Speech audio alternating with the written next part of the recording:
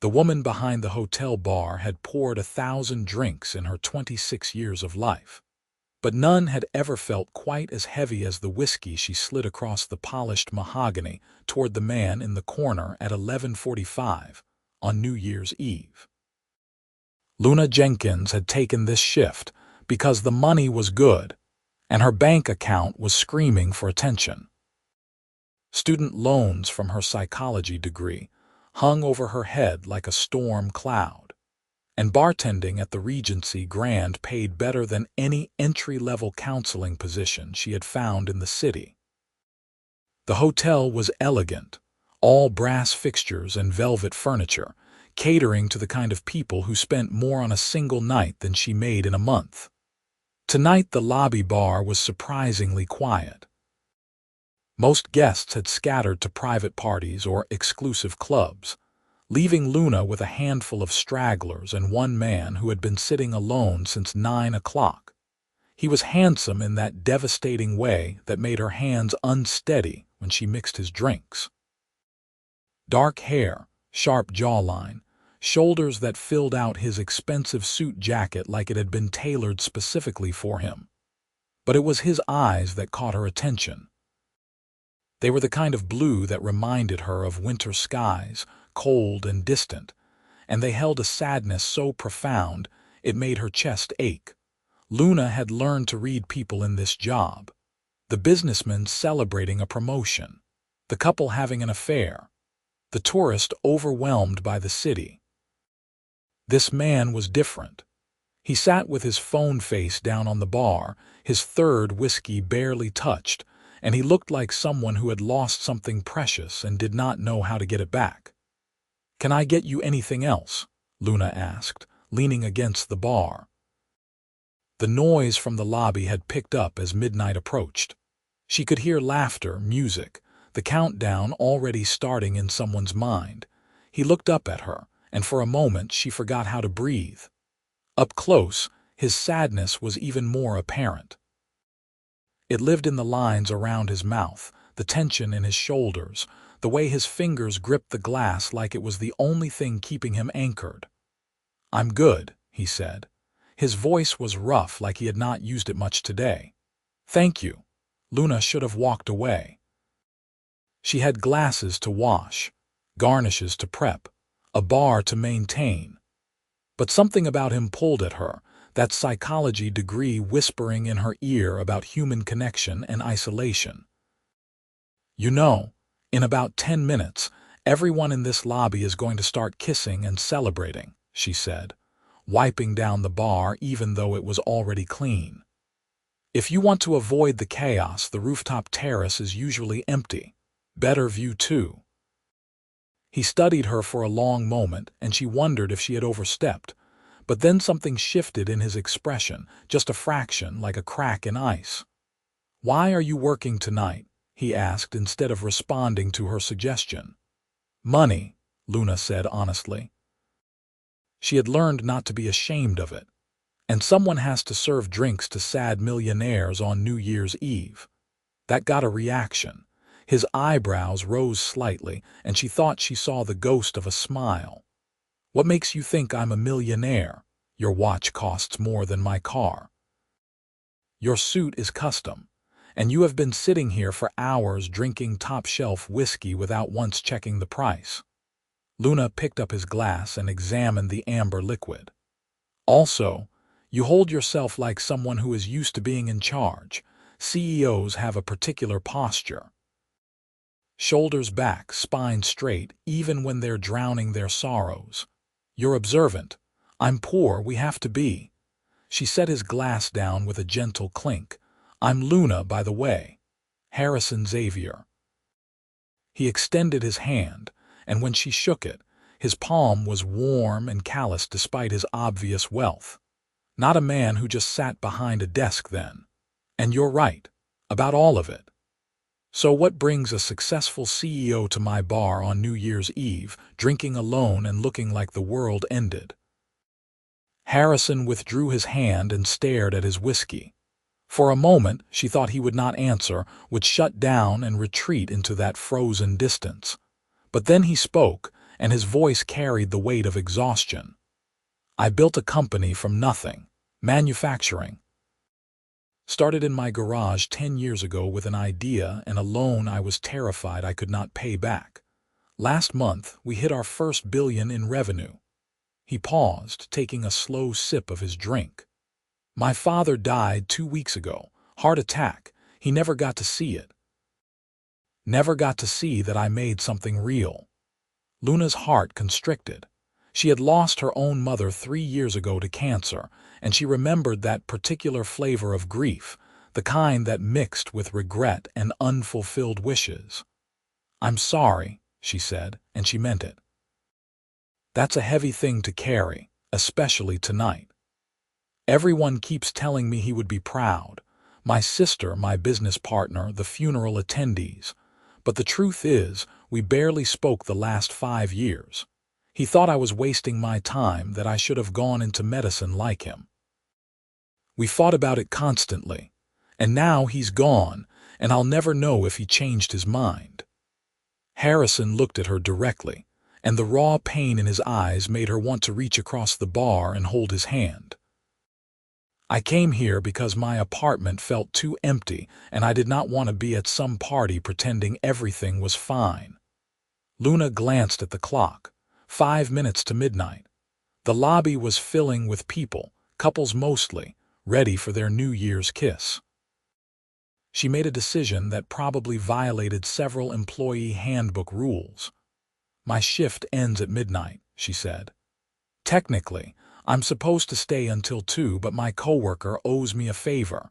Do you want to get out of here?" Harrison blinked, surprised. "What?" "You should not be alone when the new year starts, and honestly, neither should I." She pulled out her phone and sent a quick text to Marcus, the other bartender. He replied almost instantly with a thumbs up. "I know a diner about 6 blocks from here. Best terrible coffee in the city, and their pie is actually decent. No champagne, no countdowns, no forced celebration, just food and conversation. You don't even know me. I know you're sad. I know you lost your father. I know you built something you're proud of, even if it hurts that he never saw it." Luna untied her apron and grabbed her coat from under the bar. "And I know what it feels like to be alone on a night when everyone else seems connected to someone. So what do you say, Harrison Xavier? Want to skip the midnight kiss and have some pie instead?" He looked at her like she was a puzzle he could not quite solve. Then he stood, pulling out his wallet and leaving several $100 bills on the bar, far more than his drinks cost.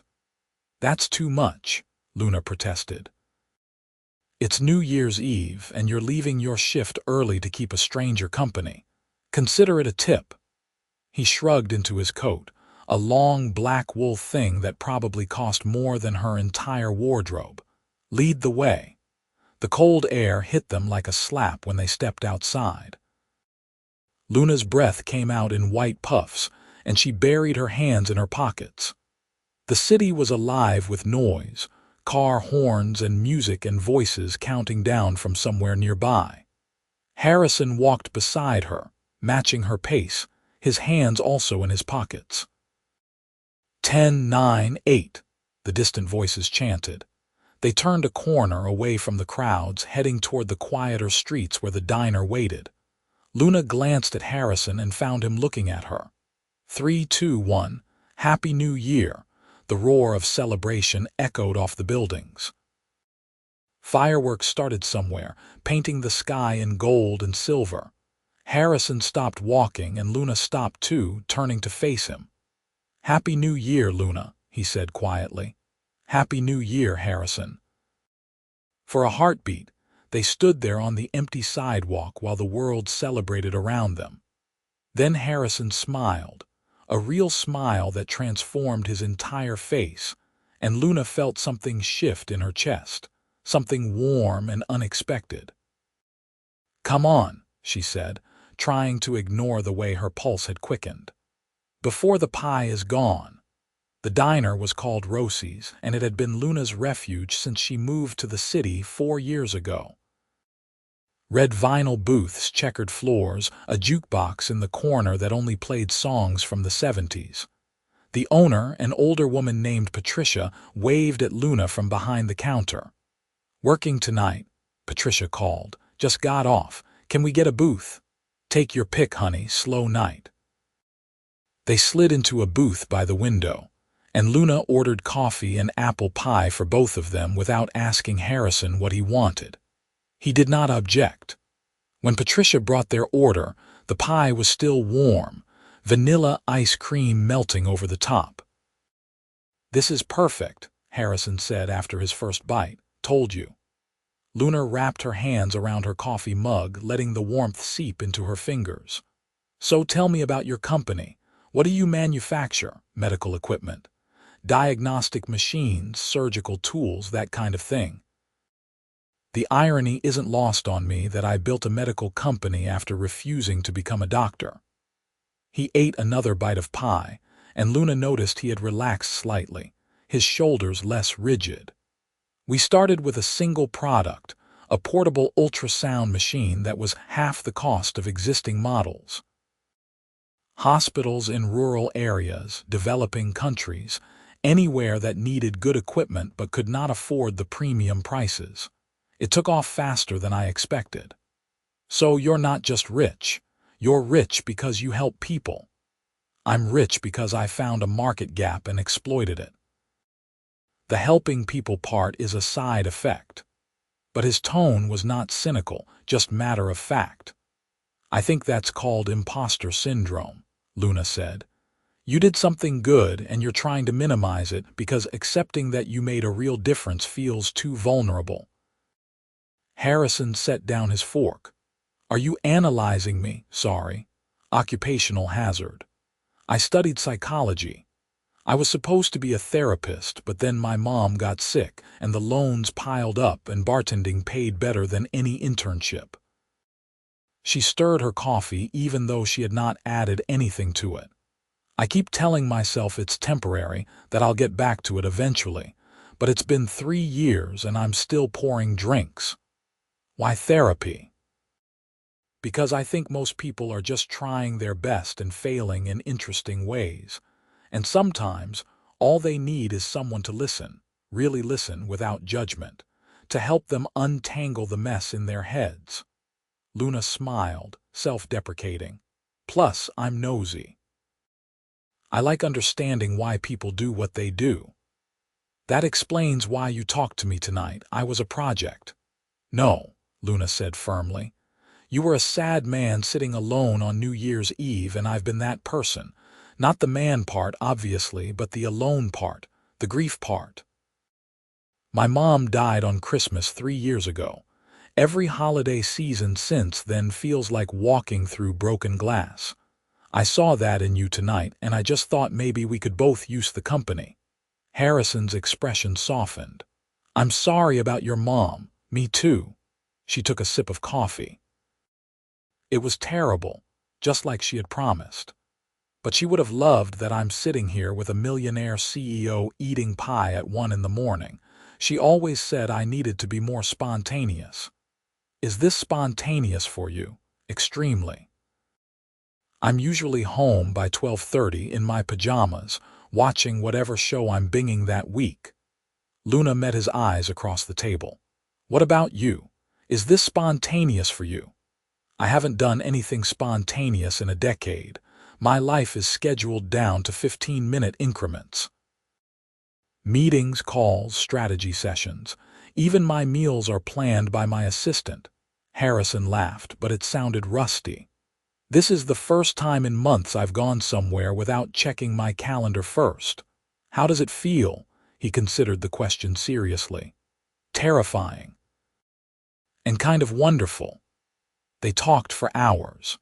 Luna told him about growing up in a small town upstate, about her mother's bookstore that barely stayed afloat, about moving to the city with dreams bigger than her bank account. Harrison told her about learning engineering from his grandfather, about the first prototype he built that actually worked, about the night he got his first major hospital contract and called everyone he knew at 3 in the morning. Patricia refilled their coffee 3 times and brought them a second slice of pie without being asked. The diner slowly filled with other night owls, people seeking refuge from the celebration outside or still celebrating in their own quiet way. "Can I ask you something?" Luna said as the clock approached 3. "Why manufacturing? Why medical equipment specifically?" Harrison was quiet for a moment. "My grandfather had a heart condition, needed constant monitoring, expensive equipment. My parents could afford it because my dad was a surgeon, but I saw how many people in his hospital could not. People dying not because medicine could not save them, but because they could not access the tools that would. It felt wrong, like a puzzle that needed solving. So you did it to help people and you're still trying to pretend you didn't." "Maybe." He met her eyes and the sadness was still there, but it was softer now, less sharp. "Thank you for this, Luna.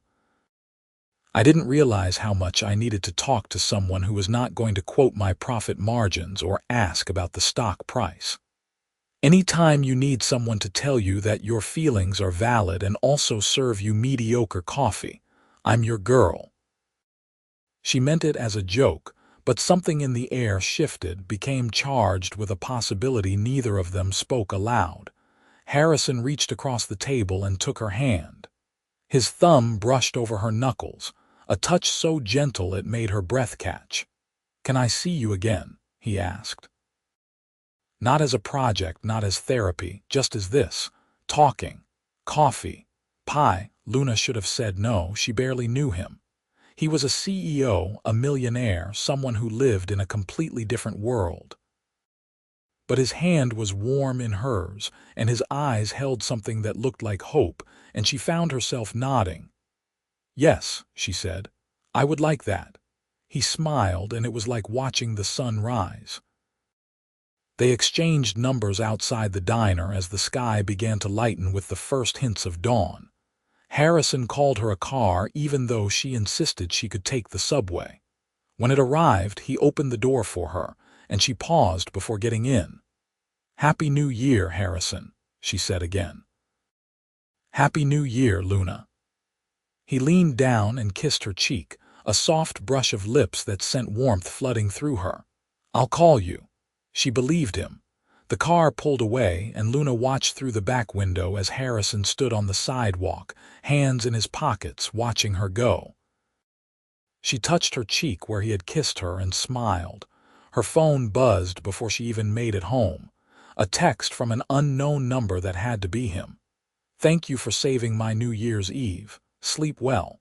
Luna saved his contact and typed back, "Thank you for letting me. Same to you."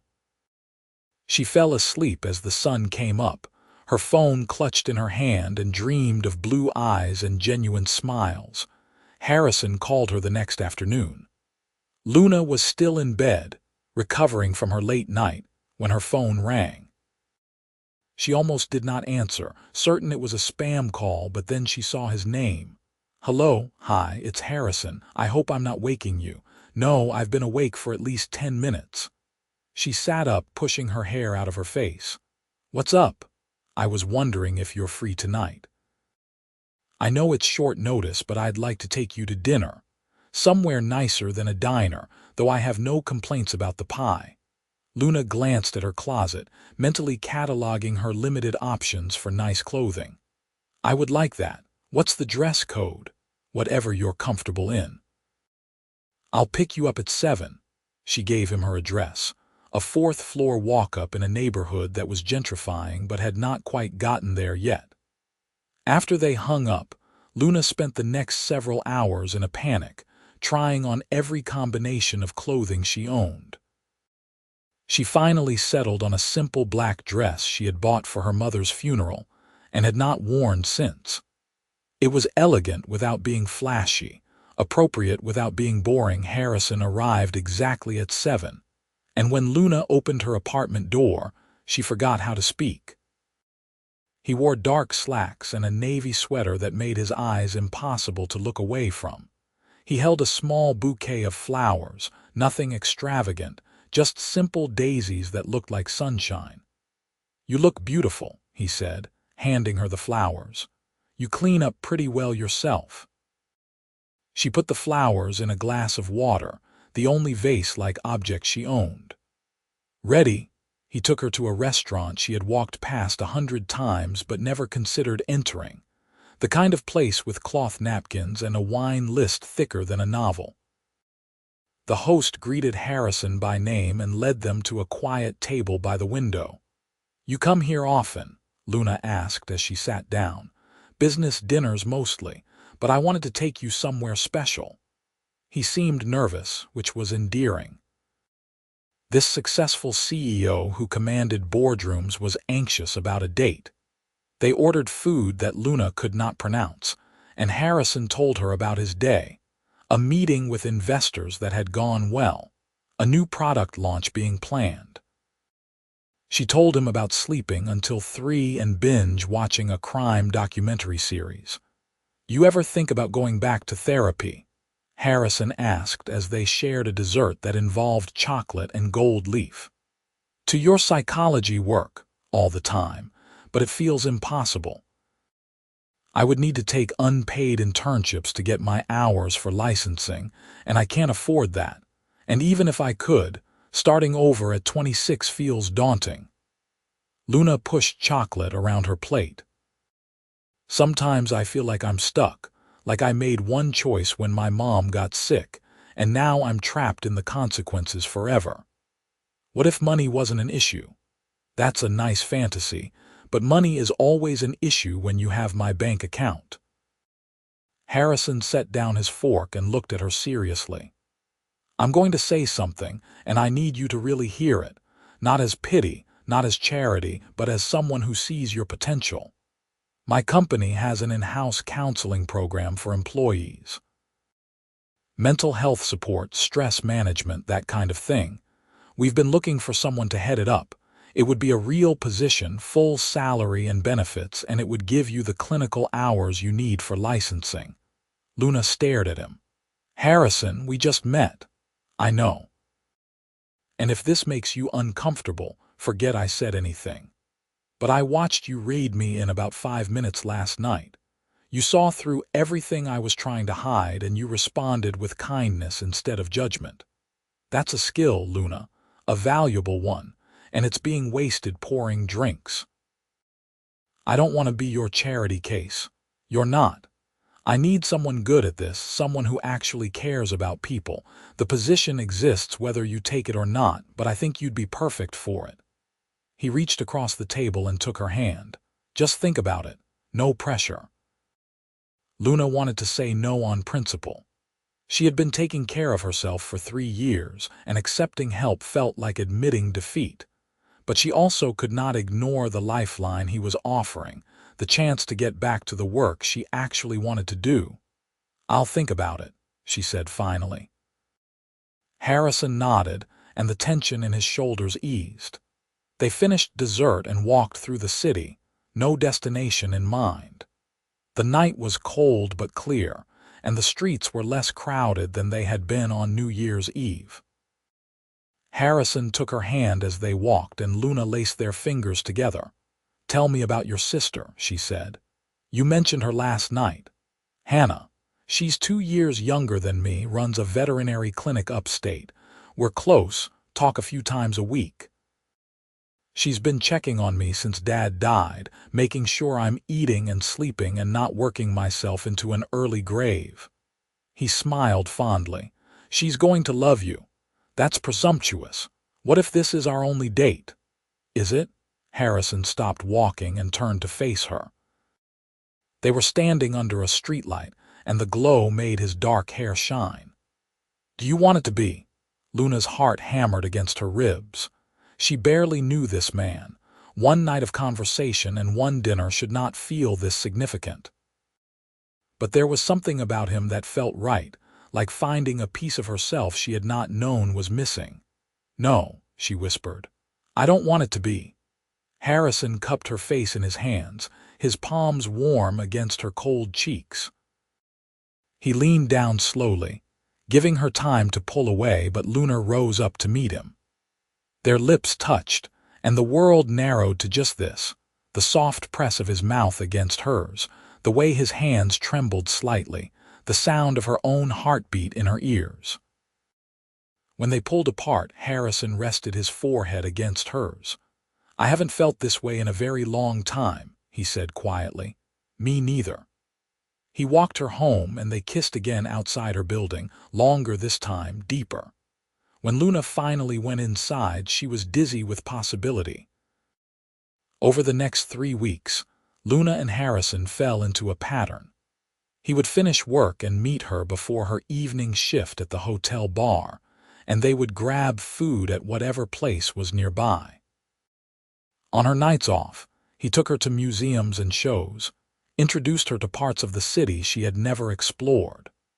She learned that he was funny when he relaxed, that he had a sarcastic streak he usually kept hidden, that he was terrible at mini-golf and competitive about board games. She met his sister Hannah over video call, and the younger woman immediately interrogated Luna about her intentions. "He's been through a lot," Hannah said bluntly while Harrison was out of the room.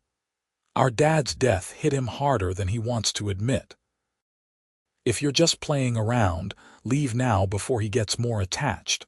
"I'm not playing around," Luna said. "I really care about him." Hannah studied her through the screen, then nodded.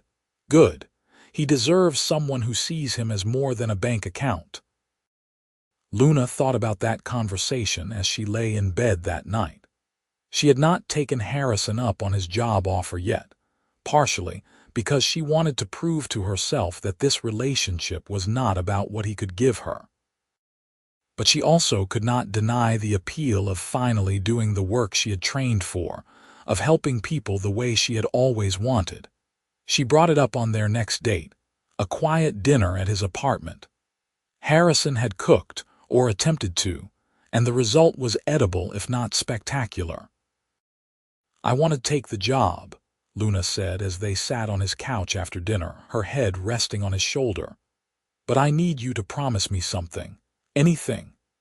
If this doesn't work out between us, I keep the job. It's mine because I earned it, not because I'm dating you. And if we break up, I don't want it to be awkward."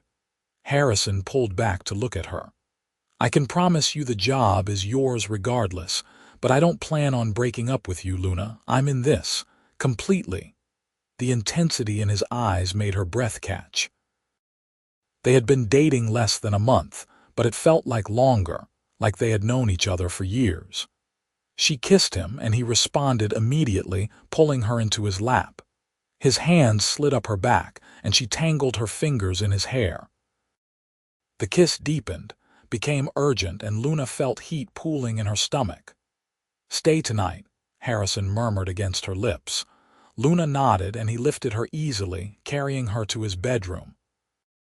They made love slowly, learning each other's bodies, and afterward, Luna lay in his arms feeling more content than she had in years. "I'm falling in love with you," Harrison whispered into her hair. "Is that crazy? It's only been a few weeks." "If it's crazy, then we're both crazy," Luna whispered back. "Because I'm falling in love with you too." She felt him smile against her temple, and she closed her eyes, letting herself sink into this feeling of safety and connection. Luna started her new job the following Monday. Harrison's company headquarters was a sleek building downtown, all glass and steel. Her office was small but comfortable, with a window overlooking the city. She spent her first week setting up intake processes and meeting with employees, getting a sense of what they needed. The work was challenging and rewarding in equal measure. She talked to engineers dealing with burnout, administrative staff struggling with anxiety, managers trying to balance demanding schedules with personal lives. Luna threw herself into it, finally using her degree for something that mattered. Harrison made sure to keep their professional and personal lives separate at the office. During work hours, he was Mr. Xavier, the CEO who occasionally stopped by her office to check on the program's progress. But in the evenings, he was just Harrison, The man who brought her coffee in the morning and kissed her like she was precious. 2 months into their relationship, Harrison invited her to a gala his company was hosting for charity. Luna panicked about what to wear until Harrison showed up at her apartment with a garment bag. "I took the liberty," he said, looking slightly sheepish. "My assistant helped. If you hate it, we can find something else." Inside was a deep blue gown that matched Harrison's eyes. It fit perfectly, elegant and sophisticated without being over the top. Luna stared at herself in the mirror and barely recognized the woman looking back. "You look like a princess," Harrison said from the doorway. "I look like I'm playing dress-up in someone else's life." "No."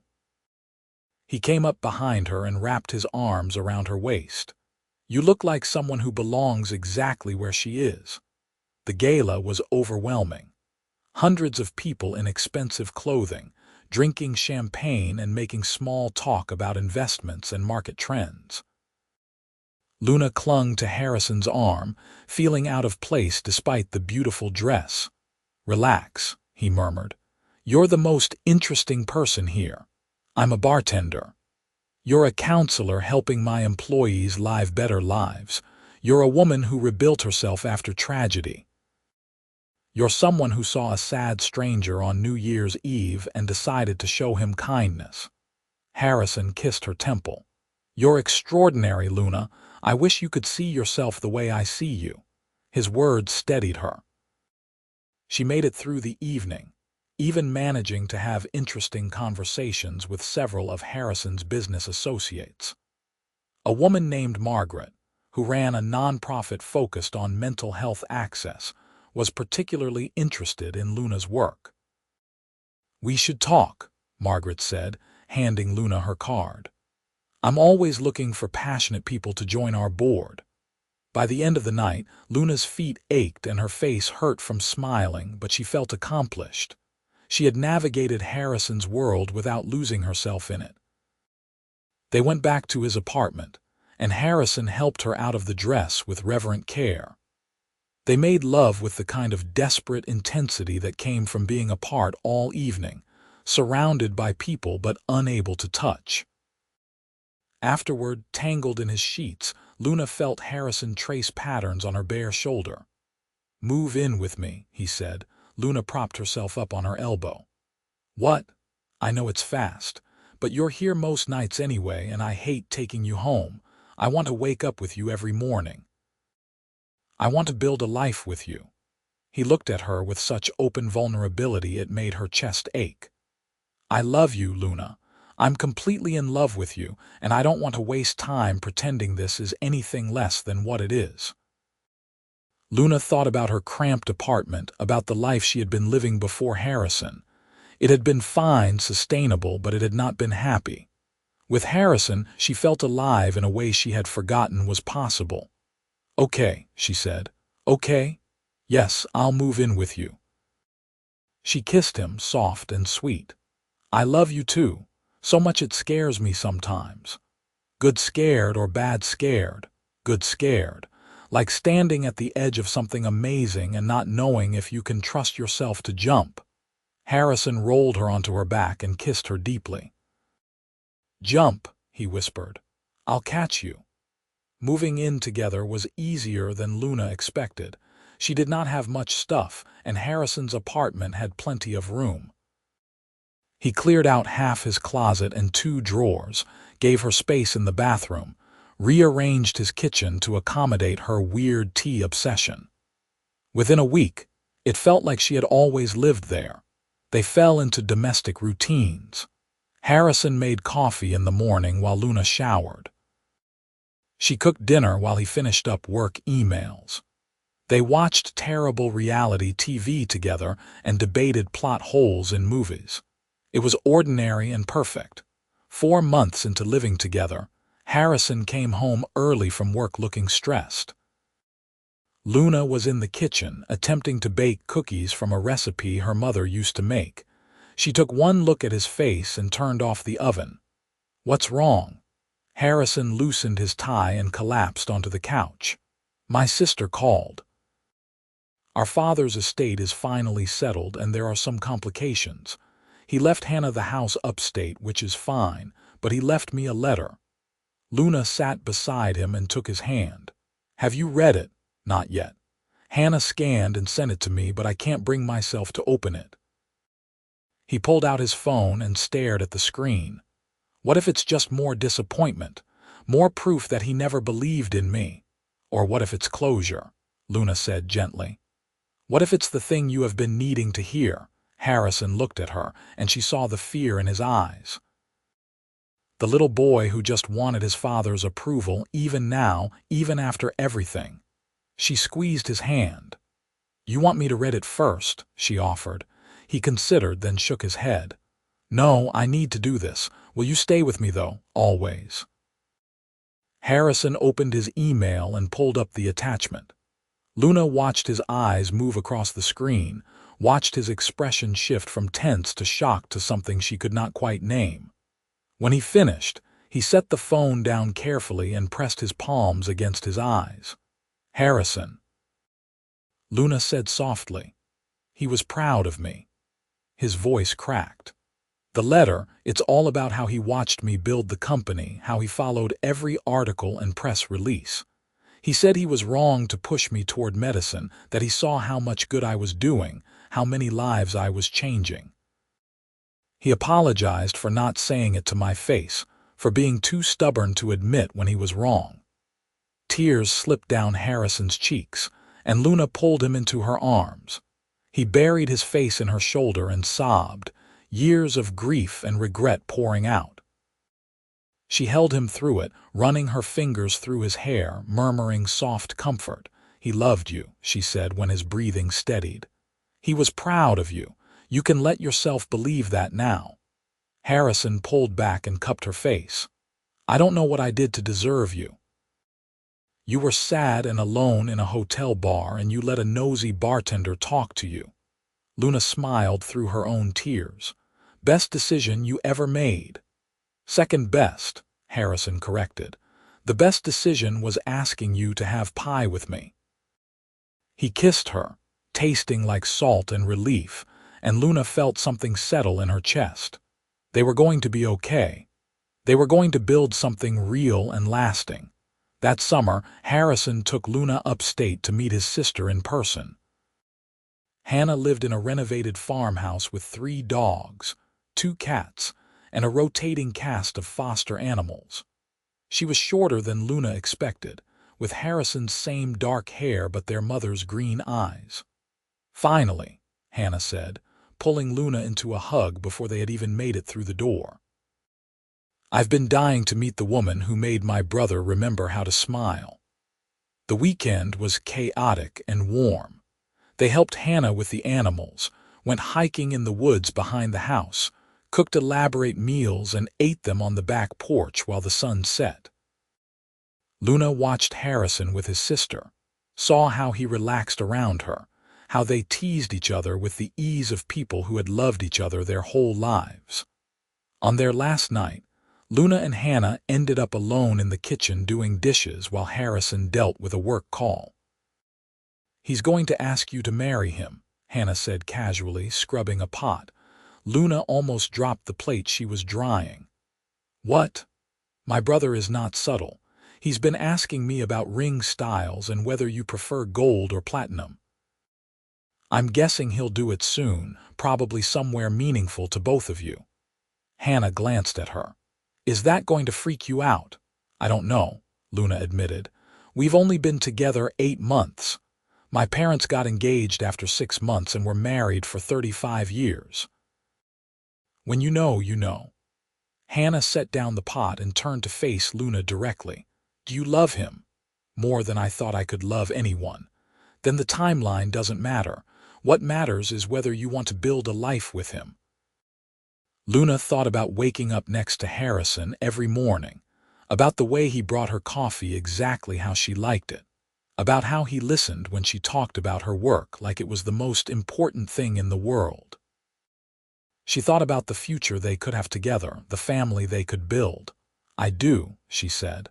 I really do, Hannah grinned. Good, because I already started planning my maid of honor speech. Harrison proposed 2 months later on New Year's Eve. He took Luna back to the Regency Grand Hotel, to the same bar where they had met. The space had been reserved for a private party, just the two of them. The bar was decorated with candles and flowers, and soft music played in the background. "A year ago tonight, I was the saddest I had ever been," Harrison said as they stood at the bar where Luna used to work. "I had lost my father, I was drowning in success that felt meaningless, and I could not see a future that felt worth living. And then you walked over and saw right through me. You didn't see the CEO or the money or the suit. You saw a person in pain, and you offered kindness." He pulled a small velvet box from his pocket and got down on one knee. Luna's hands flew to her mouth, tears already spilling down her cheeks. "You saved me that night, Luna. You gave me a reason to keep going, to believe that joy was still possible. Every day since then has been better because you're in it. You make me laugh, you challenge me, you love me in a way I never thought I deserved." Harrison opened the box, revealing a simple platinum band with a single diamond. "Will you marry me? Will you let me spend the rest of my life trying to make you as happy as you've made me?" "Yes," Luna sobbed. "Yes, of course, yes." He slid the ring onto her finger and stood, lifting her off her feet and spinning her around. They kissed while the candles flickered, and outside the hotel, fireworks announced the new year. When they pulled apart, Harrison was grinning. "I had a whole speech planned, but I forgot half of it." It was perfect. Luna looked at the ring on her finger, then at the man she loved. "You're perfect. Far from it. But I'll spend every day trying to be the man you deserve." They got married that spring in Hannah's backyard, surrounded by close friends and family. Luna wore a simple white dress and carried wildflowers. Harrison cried when he saw her walking toward him, and his vows were a stumbling, heartfelt mess that made everyone laugh and cry in equal measure. Luna's vows were more composed, but no less emotional. "You saw me when I felt invisible. You believed in me when I had stopped believing in myself. You loved me not for who I could be, but for who I was. I promise to do the same for you, every day, for the rest of our lives." They exchanged rings, kissed as the small crowd cheered, and danced their first dance to a song neither of them could remember later. It was not the fairy tale wedding Luna had imagined as a child. It was better, because it was real. Their honeymoon was 2 weeks in Italy, wandering through ancient cities and eating too much pasta. Harrison took photos of everything, trying to capture the way the light hit the Colosseum, the color of the ocean in Cinque Terre, the expression on Luna's face when she tasted authentic gelato for the first time. "I want to remember all of this," he said, as they sat on a beach watching the sunset. "We will," Luna promised, leaning against his shoulder. "We have the rest of our lives to remember." They returned home to their apartment, which no longer felt like Harrison's place that Luna had moved into, but rather their shared space. They had arguments about whose turn it was to do laundry and disagreements about whether they needed a bigger television. They also had lazy Sunday mornings in bed and impromptu dance parties in the kitchen. They built a life that was messy and imperfect and absolutely theirs. A year into their marriage, Luna's counseling program at Harrison's company had grown significantly. She now managed a team of 5 therapists and had implemented programs that other companies were starting to replicate. Margaret, the nonprofit director she had met at the gala, offered her a position on the board, and Luna accepted. "I'm proud of you," Harrison said when she told him. "Look at everything you've built. We built it together. None of this would have happened if you had not given me that first chance. I gave you an opportunity. You did the rest." He kissed her forehead. "Speaking of building things, I've been thinking about something. Should I be worried? maybe. I want to start a foundation. Medical equipment for underserved communities, scholarships for students who can't afford medical school, that kind of thing. I've been sitting on more money than I know what to do with, and I keep thinking about what my father's letter said, about making a difference. I want to do something that matters. Luna felt warmth bloom in her chest. This was the man she had married, someone who had everything but never forgot what it was like to struggle. I think that's a wonderful idea. How can I help? Be my partner in this. Help me figure out where the need is greatest, how to actually help instead of just throwing money at problems. Always.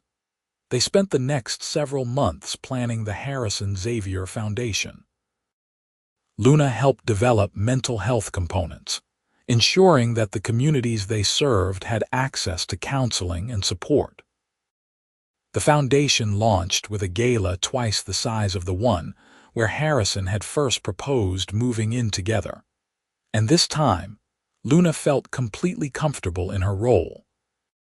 She watched Harrison give a speech about his father, about legacy and responsibility, about using privilege to create opportunity.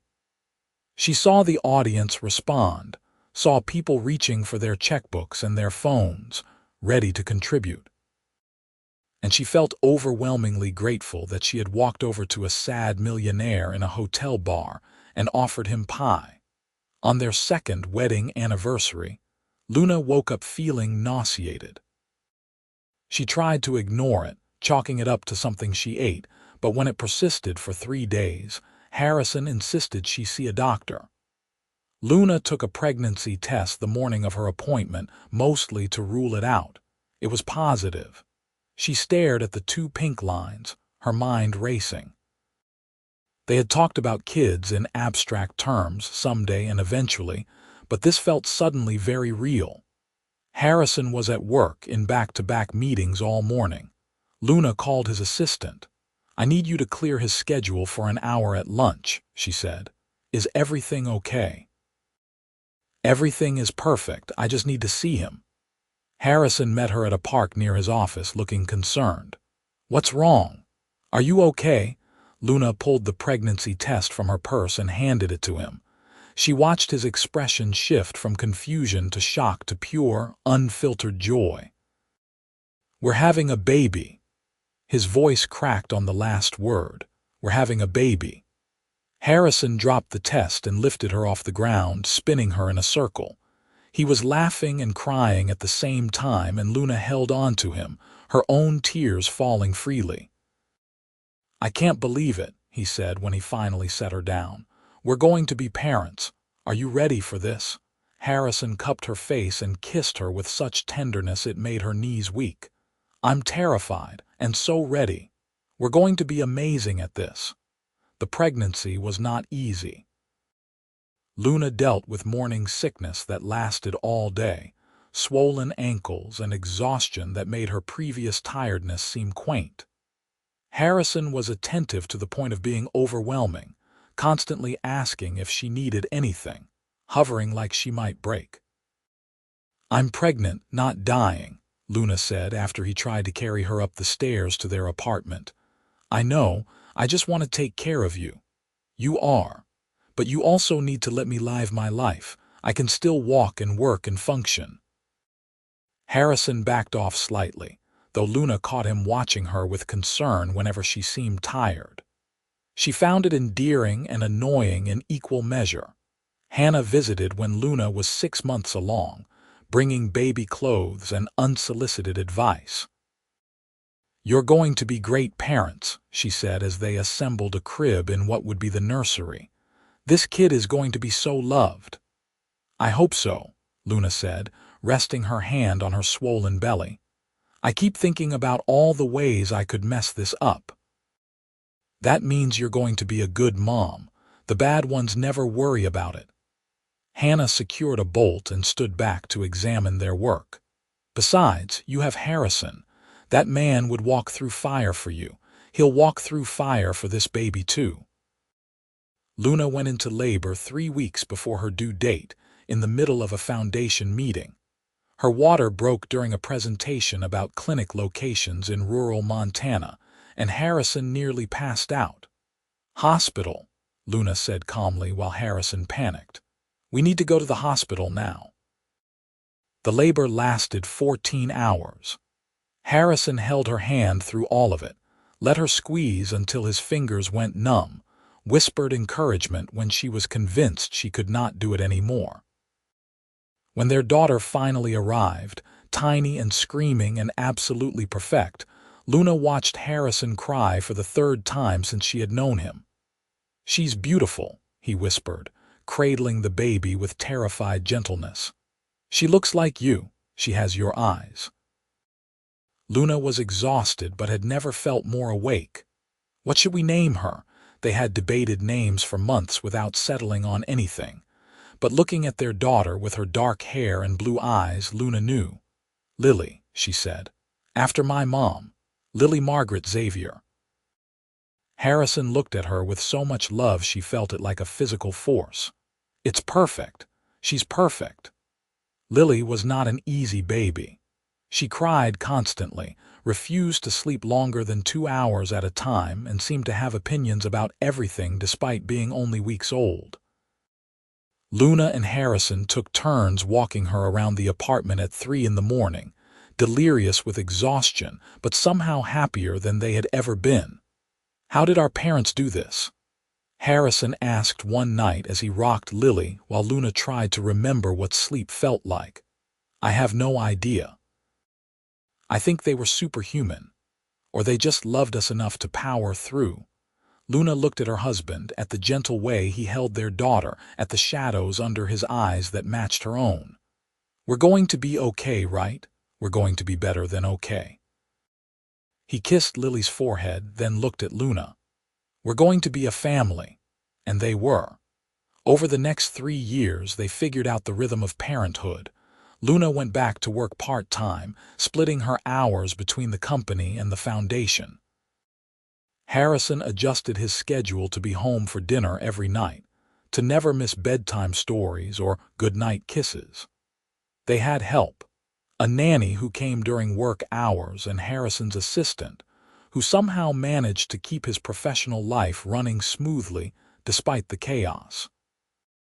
Lily grew into a precocious toddler who asked constant questions and had her father wrapped around her tiny finger.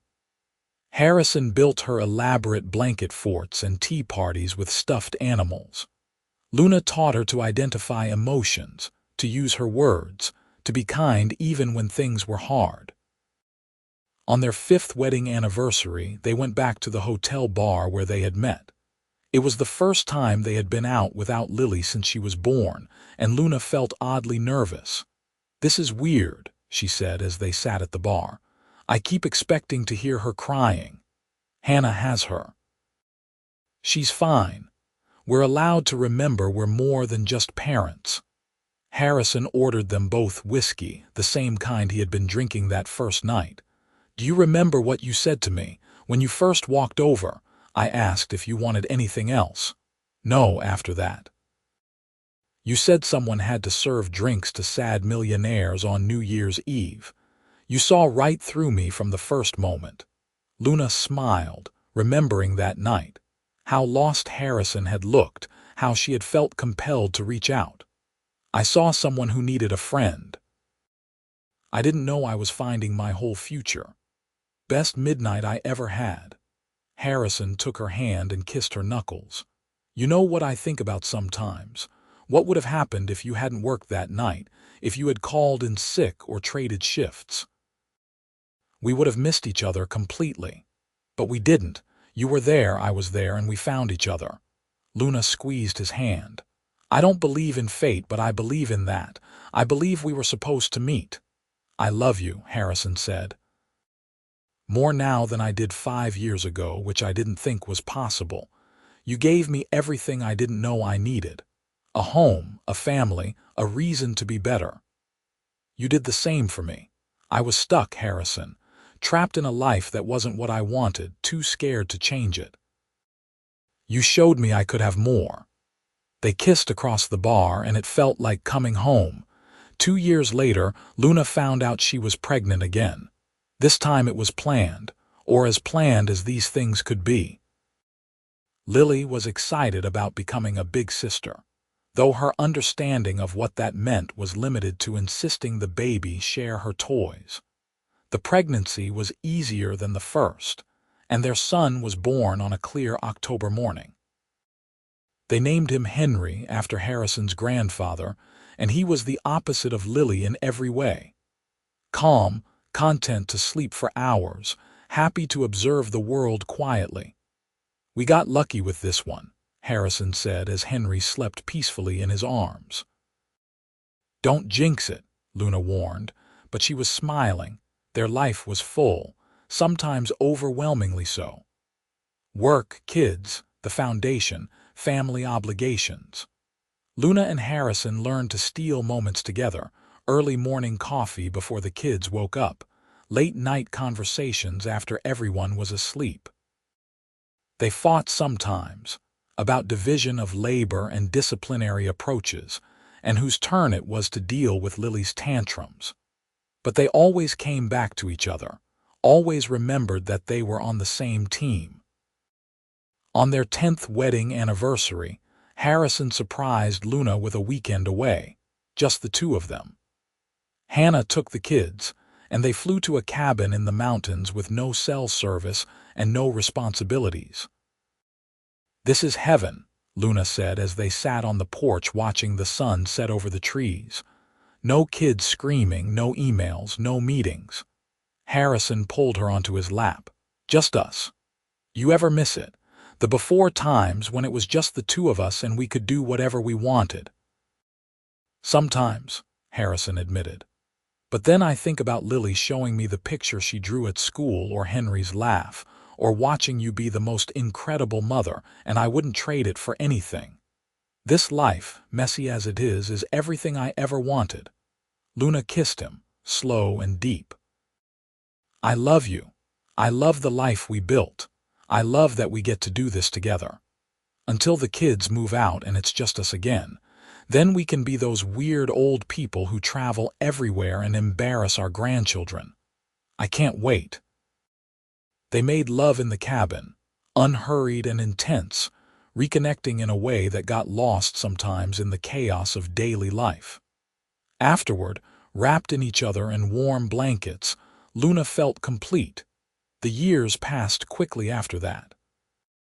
Lily started school and brought home report cards full of excellent grades and notes about her leadership skills. Henry developed a passion for building things, spending hours with blocks and later with actual tools. Harrison's company continued to grow, and the foundation expanded to 12 countries. Luna published a paper on workplace mental health that got national attention and was offered a teaching position at a university. They bought a house, a real house with a yard and enough bedrooms for everyone. Luna planted a garden, growing vegetables and flowers her mother would have loved. Harrison built a treehouse for the kids that was nicer than some apartments Luna had lived in. They hosted holidays, their home filled with Hannah and her family, with colleagues turned friends, with the life they had created. On what would have been their 15th New Year's Eve together, they threw a party at their house. Friends and family crowded into their living room, kids running around and adults laughing over champagne. At 11:45, Luna found Harrison in the kitchen, refilling ice buckets. 15 years ago tonight, I walked over to a sad stranger in a hotel bar," she said, wrapping her arms around him from behind. Harrison turned in her embrace and pulled her close. And that stranger got the greatest gift of his life. "We've come a long way from terrible diner pie and 3 in the morning conversations. The best journey I ever took." He kissed her as the countdown started in the living room. "Here's to 15 more years and 15 after that, and every year until we're old and gray and still sneaking kisses in the kitchen. I love you, Harrison Xavier. I love you more, Luna Xavier." The countdown reached 0, and the house erupted in cheers. But Luna and Harrison stayed in the kitchen, holding each other, two people who had found each other in the middle of their respective darknesses and built a life full of light. She thought about that first night, how lost they had both been, how unlikely their connection had seemed. And she was grateful, endlessly grateful, that she had taken a chance on a sad millionaire sitting alone at a bar, and that he had taken a chance on her. Because that midnight, that single moment of reaching out instead of walking away, had become everything. It had become home and family, and love in its purest form. It had become a lifetime of ordinary moments that added up to something extraordinary. And as the new year began, with their children running in to demand kisses and their friends celebrating in the next room, Luna knew with absolute certainty that every choice, every risk, every moment of fear and hope had been worth it. This was her happily ever after, not because it was perfect, but because it was real. And it had all started with her working New Year's Eve at the hotel bar, where a sad millionaire sitting alone became her midnight, became her always, became her everything.